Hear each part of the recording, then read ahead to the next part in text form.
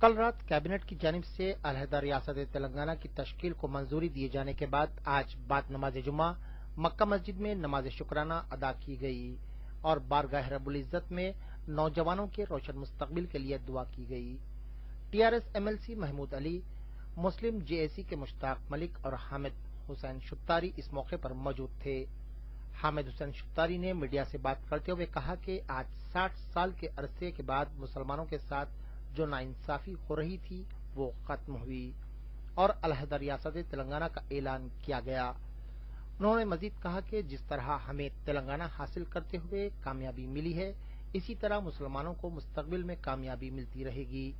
پہلے سے نعرہ ہے وی وانٹ جسٹس، ہمارے ساتھ انصاف کیجئے، اس لیے ہم تمام لوگ اور مسلم تنظیمیں اور قائدین جو ہے آج جو جمع ہو کے اللہ تعالیٰ کی بارگاہ میں سربسجود اس کا شکرانہ ادا کر رہے ہیں کہ یا رب العالمین نے بڑی آفت سے ہمیں محفوظ فرما دیا ہے اور ہمارے حقوق کے لیے کچھ راہیں کھل رہے ہیں، تو یا رب العالمین ہمیں احساس سے تمیزی پیدا ہو جائے اور علم و حکمت کی بنیاد پر ہم ملت اسلامیہ کی حفاظت کے لیے جدوجہد کریں۔ اللہ تعالیٰ مسبب الاسباب ہے اور وہ اپنے فضل و کرم سے مسلمانوں کے لیے بہترین راہیں کھول دیں گا، اور جس میں اور ہماری جان و مال کی حفاظت ہوگی، عزت و آبروئی کی حفاظت ہوگی، ہماری تہذیب کی حفاظت ہوگی۔ ہم اللہ سے یہی دعا کی ہے کہ ہم بے سہارا ہیں، تو مسبب الاسباب ہے، اسباب عطا فرما۔ صلی اللہ تعالیٰ علی خیر خلقی محمد وعلی آلہ وصحبہ اجمعین برحمتہ۔ T R S M L C Mahmood Ali نے کہا کہ علیحدہ ریاست تلنگانہ کا بل جب پارلیمنٹ میں پاس ہو جائے گا تب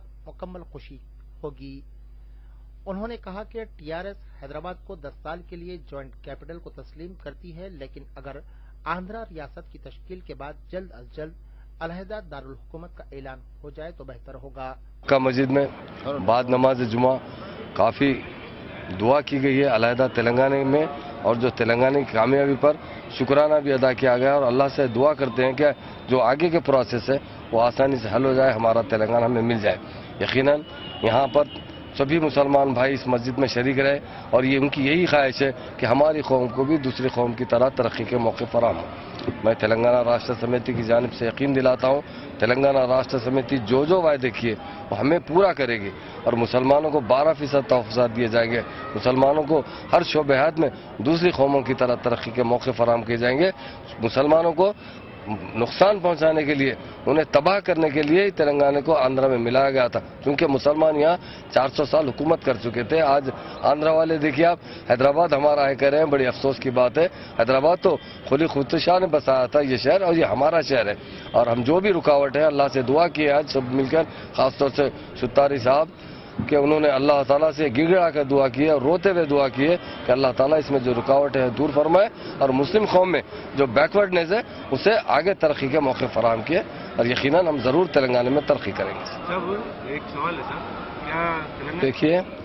کچھ چیزوں میں تھوڑا بہت کمپرومائز کرنا پڑتا ہے، اگر ہم ہٹ جائیں گے تو وہ کہیں گے، حالانکہ آپ کو ایک بتاؤں، انہوں کم سے کم 400 سال 500 سال سے 1000 سال سے وہ تامل ناڈو میں تھے، جب تامل ناڈو سے علیحدہ ہوئے تو یہ لوگ مدراس کیپٹل پہ بھی اپنا حق جتائے تھے، اس وقت ایک دن کا بھی وہ لوگ موقع نہیں دیے تھے، اسی وقت یہاں سے نکالو ان سے کہے تو وہ لوگ کرنول میں گرسیاں ڈال کر اپنا پائے تخت بنا کر چلائے، مگر آج سینٹرل گورنمنٹ چونکہ ان کے بارے میں بھی نرم رویہ اختیار کرتی ہے، وہ چاہ رہی ہے کہ 10 سال کے، ہم یہ امید کرتے ہیں کہ جلد سے جلد ان کا جو بھی کیپٹل سٹی بنے وہ یہاں سے اپنے منتقل ہو سکتے ہیں۔ اس موقع پر مشتاق ملک نے کہا کہ مسلم نوجوانوں اور خواتین کے لیے بہتر مستقبل کے لیے بھی جدوجہد جاری رہے گی، اور علیحدہ ریاست کی تشکیل کے بعد مسلمانوں کو ان کے حقوق ملنے تک جدوجہد جاری رکھیں گے۔ مسلم جے اے سی نے آج یہاں پر اجتماعی دعا اور سمجھے چھوٹی سی تقریب کا انعقاد عمل میں لایا،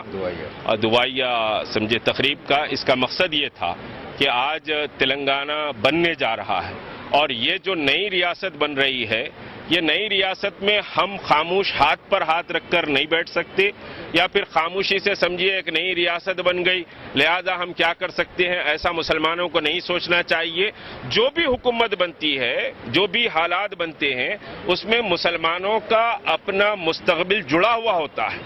चाहे मस्जिद का मसला हो, दरगाह का मसला हो, आशुर खाने का मसला हो, जबान का मसला हो, पर्सनल्ला का मसला हो, कोई भी मसला हो, बच्चों के रोजगार का मसला हो, हुकूमतों से जुड़ा हुआ होता है। तो हम खाली ऐसे ही खामोशी से उस पर नजरअंदाज समझिए कि नहीं कर देना चाहिए हालात को, हालात पर गहरी नजर रखनी चाहिए और एक मुसलमानों का बहुत बड़ा ग्रुप समझिए कि इस ताल्लुक से बड़ी मेहनतें किया है और हम इस बात के मुतमन्नी हैं कि हमारे साथ इंसाफ होगा, जबान के साथ इंसाफ होगा, हमारे बच्चों के साथ इंसाफ होगा, बच्चों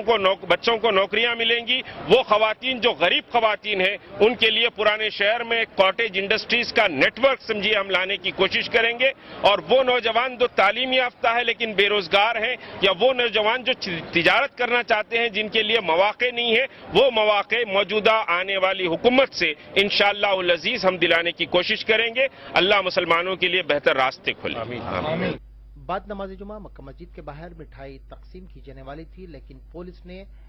टीआरएस एमएलसी महमूद अली और दीगर को मिठाई बांटने से रोक दिया और जबरदस्ती वहां से रवाना कर दिया।